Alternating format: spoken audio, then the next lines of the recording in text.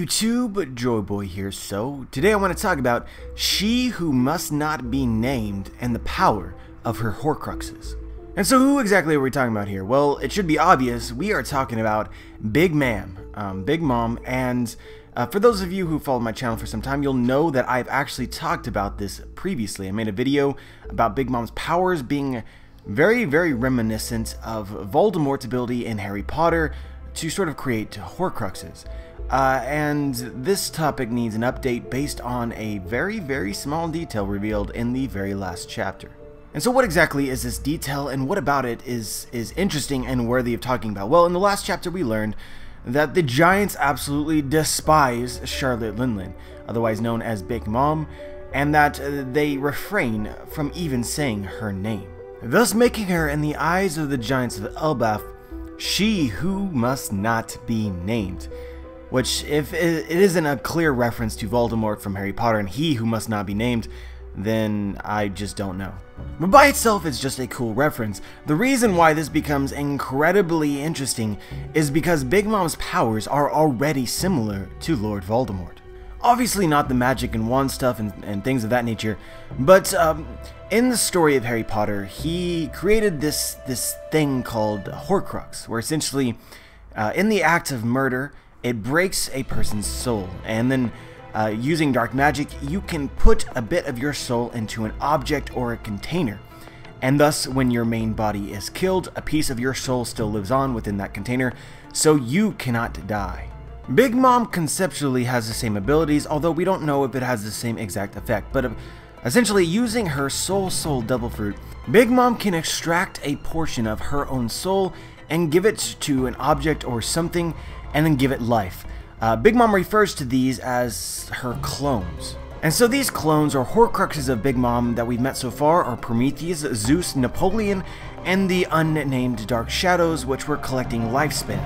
And it's also worth noting that Oda has clearly read Harry Potter, or if he hasn't read it, he's aware of this story, because he threw a little Easter egg in Whole Cake Island in the prisoner room, where on the shelf there's actually a book called Prisoner of Azkaban, which, if you don't know, is the third book in the Harry Potter series. And so I think based on all this information, at the very least, it's incredibly fishy, and it makes you wonder just how similar Big Mom's powers are, soul powers are, and Voldemort's Horcruxes. What would happen if you tried to kill Big Mom?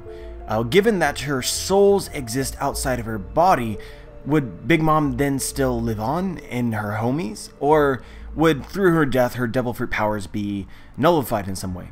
You know, I don't find this to be a persuasive argument. It's definitely really interesting, could lead to some cool stuff. Essentially, them thinking that they've defeated and or killed Big Mom and she only comes back later would be hype as fuck. But the way that the world of Harry Potter works and the way that the world of One Piece works is not quite the same, makes this more ambiguous. But if this were to be the case, then there is some potential that Mother Carmel is still alive. Even if she's not within her body, she did create homies of her own soul. We saw Pandora in the flashback, so there's some potential that we could see return of Mother Carmel. But that's not really what I want to talk about. What I want to talk about, what I find to be much more persuasive based on evidence within the story, is the potential that Big Mom is actually damaging herself by splitting her soul too many times. In Harry Potter, it was revealed to be extremely dangerous to create a Horcrux, one Horcrux, let alone multiple Horcruxes. It's stated that upon Voldemort creating 6 Horcruxes, going on 7, that the reason that after he attacked Harry Potter when Harry Potter was a baby and it backfired and he essentially completely died was because his soul was so unstable that he couldn't handle it. It's also stated through the process of mutilating one's own soul repeatedly, one becomes less human.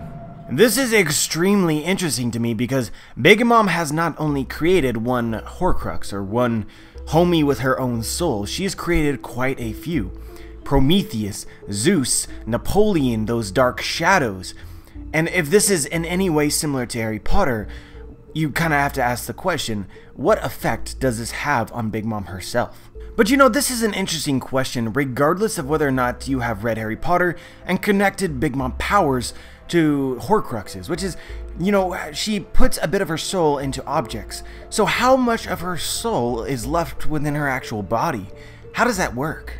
And I do want to say that this cannot be a healthy process, because we've seen Brook, who also has soul abilities, and the ability to leave his body in his soul form, never once splits his soul into various pieces. I think this is kind of a warning Oda is subtly giving us, which is that it's not safe for Brook to have half of his soul remaining in his body, while the other half of his soul out other places. And it's also worth noting that Brook has never disconnected his soul from his actual physical body. His soul can leave his body, but there's still always a tether that connects the soul back to the body, so that the connection isn't broken.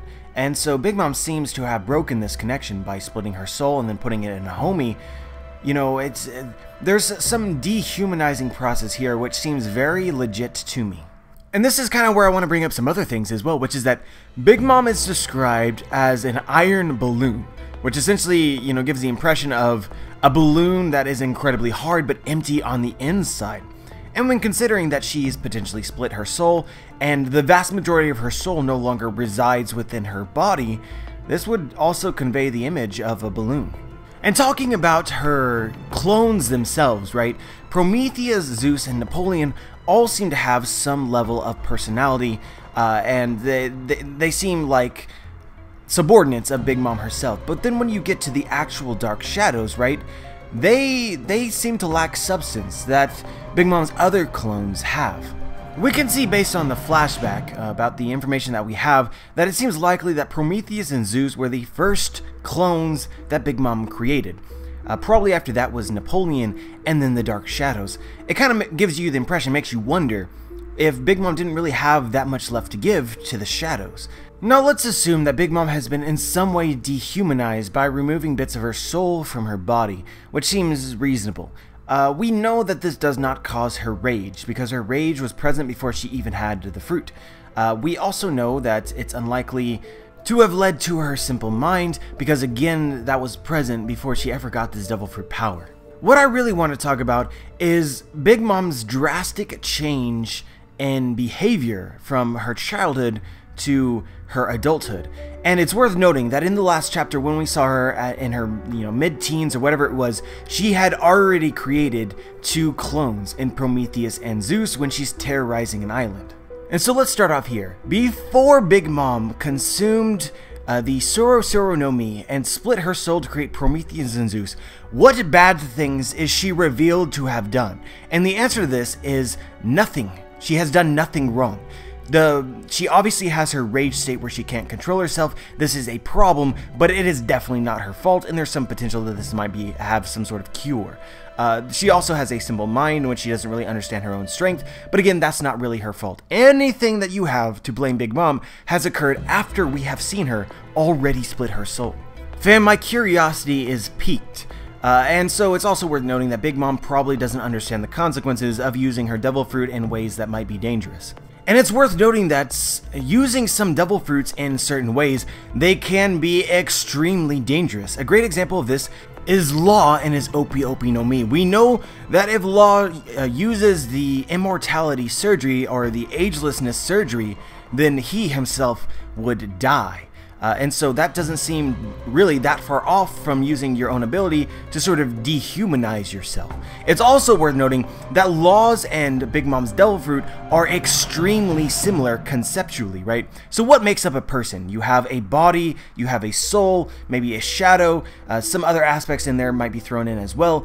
Well, Law's devil fruit specifically acts on the body. He can manipulate bodies or containers in any way that he sees fit, including making a container immortal. And then we have Big Mom, who works on the soul, which is the source of life itself. These two fruits' powers work directly on the essence of what it is to be alive in the world of One Piece. And so if Trafalgar Law's devil fruit has a use which has a huge drawback, it wouldn't surprise me if Big Mom's devil fruit might have the same. And in this, it might make her emotionally unstable. We'll notice that when she was a kid, she was never really emotionally unstable, just stupid, and then of course had her rages. But now she seems very quick to freak out. This crying session that we have in the very last chapter is very, very similar to that. She didn't even react that way when Carmel initially died. It honestly wouldn't surprise me if this had to do with her body containing very little of her own soul. Or even going into her bloodlust behavior, which she has somehow acquired over time, like specifically with the Vinsmoke, she can't wait to see their blood flying, things of that nature, is very uncharacteristic of her as a youth, and again, this might have some relation to how she's used her powers. And so it's also worth asking the question, why exactly does Big Mom desire lifespan? Why is lifespan one of her favorite food? Why does when she freak out she takes lifespan and it calms her down?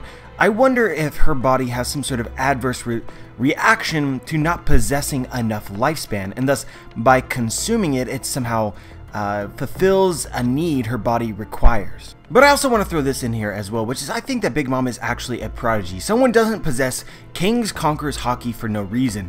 She possesses supreme willpower and desire to accomplish and maintain self-identity. So I think that she has literally pushed her soul to a level that other people couldn't. And she's maintained the vast majority of her identity, despite what if normal people did as much as she did, they would already be far gone. But it could lead to an interesting struggle, internal struggle Big Mom is currently having and may not currently understand.